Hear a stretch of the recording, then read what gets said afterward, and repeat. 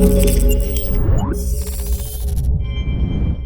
what's going on guys? Arekkz here, welcome back to another Monster Hunter World video, and today, now that the TGS madness has calmed down a little and my coverage is all up to date, I want to take the time to cover something I haven't really spoken about just yet, something that ties into the more social aspect of Monster Hunter, and that is gestures and the new sticker system. This is especially relevant following the announcement of the digital deluxe version of the game and the fact that some of the bonus items you receive include 3 additional gestures and 2 additional sticker sets. For the existing Monster Hunter fans out there, you'll be very familiar with gestures, but stickers are new. So let's go over absolutely everything. If you do enjoy this, then a like would be super appreciated.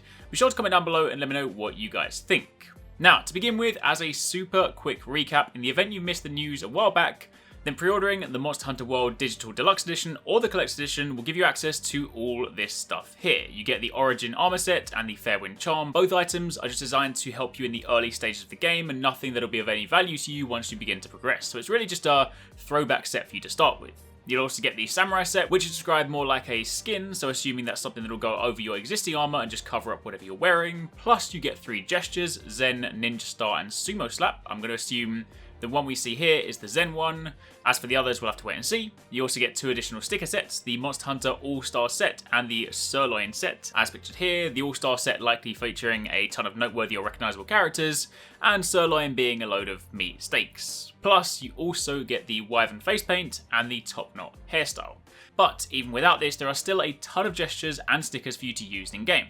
Starting off with the gestures, if you go to your menu and you scroll over to the gesture section, you'll be presented with a list of 19. Now do bear in mind this was recorded at Gamescom, so whether this is the final list, I don't know for sure, but at the time, these were all that were available. Gestures, for those of you new to the series, are just fun little animations you can do to communicate with your team. They also come with an attached message, and there's also the option to edit their shoutout somewhat. Now it's worth noting that I don't believe you can assign custom text to this, because these messages and the other text messages you can use are actually auto-translated in-game.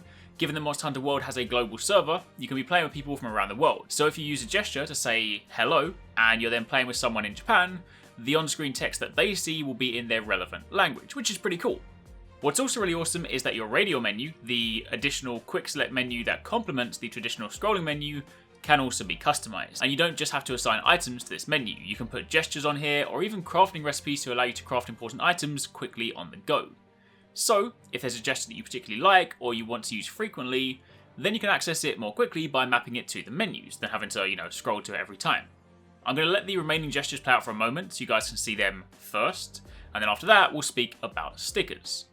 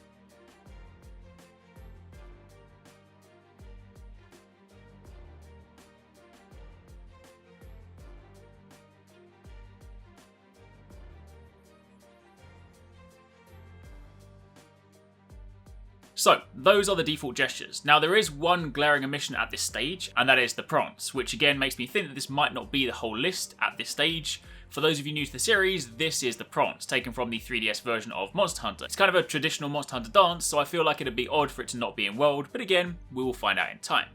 So up next, let's talk about stickers. Stickers are just another fun way of communicating with your team. They're these cool little images, cartoons of characters in the game, or palicos, and when you use them, they appear on the side of the screen. Again, at Gamescom, there were 2 pages with 10 stickers in each pack. Assuming this is the size of a pack, then the pre-order bonuses will likely add another 2 pages. Some of the designs are really, really cool, and while they might not serve a great purpose in-game, or in the heat of battle, they will be fun things you can use when you're kind of chilling in a lobby before a quest, or if you finish a hunt and you're waiting to return to camp.